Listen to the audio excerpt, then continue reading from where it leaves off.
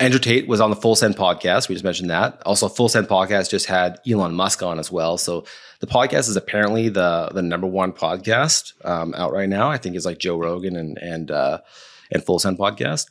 So I think it's very interesting that they had a co-host. So Full Send podcast is run by the Nelk Boys. Kyle Forgard is the main host. And when they first started it, they started it with another guy named Bob Menery. Right, we've talked about Bob Menery in the past. He got popular creating sports videos where he was doing commentary over it, posting videos on Instagram. But he has a really good commentary voice, but he was making like a funny commentary, right, like inappropriate commentary. That's how he kind of first got started.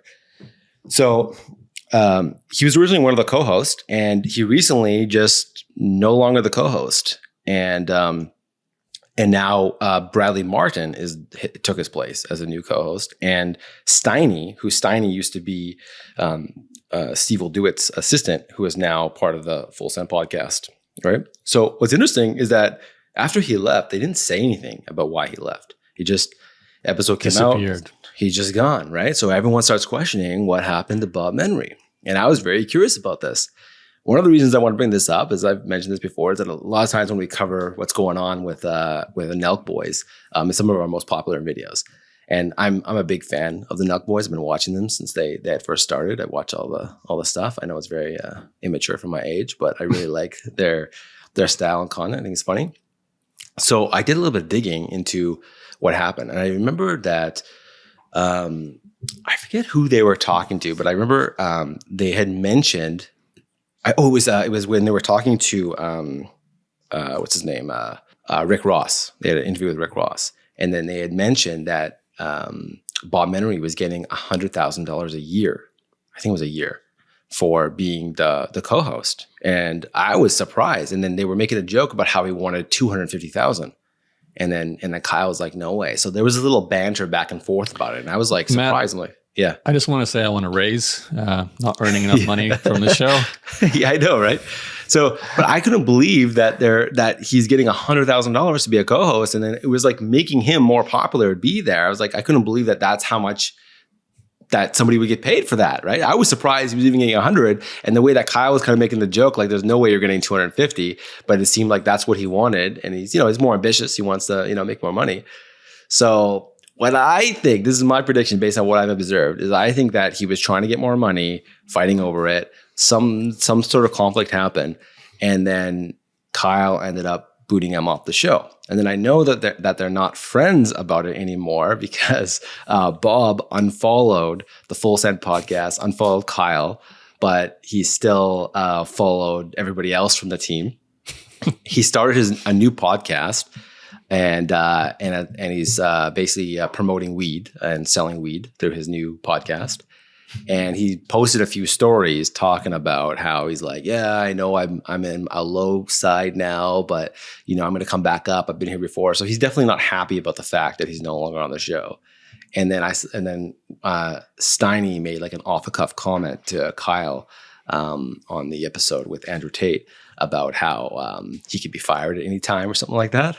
It was kind of like a joke. So yeah, there's definitely some conflict going on. I saw Celeb Magazine had an article stating that it was because he was using drugs and in rehab, and I think that is not correct. So I got this on my screen right now. Isn't this the same story as to why Andrew was not here on this show for a week or two?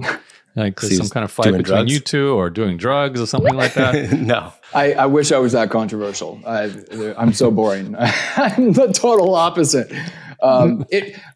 This is an interesting subject, though, because I would love to. This is all speculation for me. I don't know the story at all, and I don't actually consume their content on a regular basis. But Matt has shared a lot about the Nelk Boys with me over the last half a year or so, and I know they're very successful at what they do, but.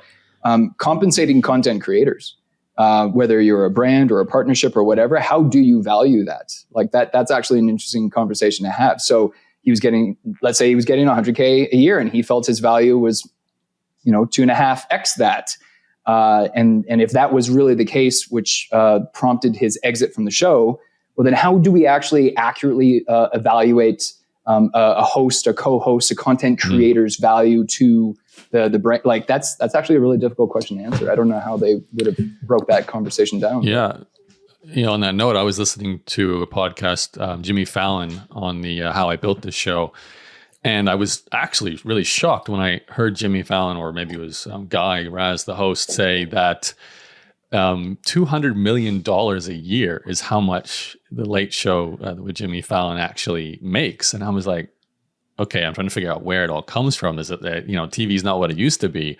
So again, similar to what Andrew's saying, how do you value Jimmy? If Jimmy goes, does that money drop in value, or depends who you replace the host with? And then from Jimmy's point of view, like knowing that the show makes $200 million a year, what do you ask for in a salary? You've got a lot of leverage. You'd have to think there. Once again, I feel very underpaid here, Matt. So we're going to have a salary conversation at some point soon. Well, unfortunately, this show makes absolutely no money. So we almost got our first sponsor. I want a bigger share of my nothing. We almost got our first sponsor. Someone asked if we would promote their tool, and I was like, sure. I'm like, how about like $100? And then at first they said yes, and they're like, oh, maybe next episode. There's like a small it was like a URL shortener thing. I just wanted the $100 to be like, yes. We got our first sponsor. Yeah, let's not get a sponsor until we can charge $1,000. I don't like 100. Just sounds sad. I just wanted to just be like, we got a sponsor. You'd have to be really sad about talking about the sponsor for only $100. Yeah, a one-off $100. Yeah.